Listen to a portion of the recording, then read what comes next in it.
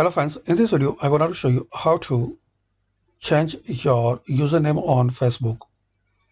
So to change username on Facebook, firstly sign in your Facebook account, then click on this drop down. In here click on settings. Now click on this general tab.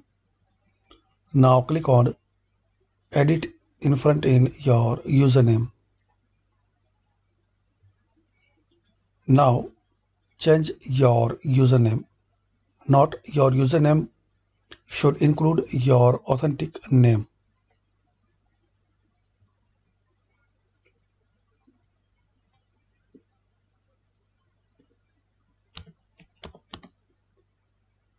And check available username.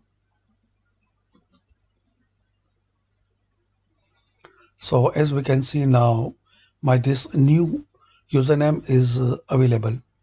So just click on Save Changes. Your public username is the same as your timeline address. So as we can see, we successfully changed username.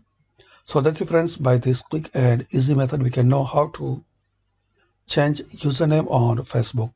Thanks for watching.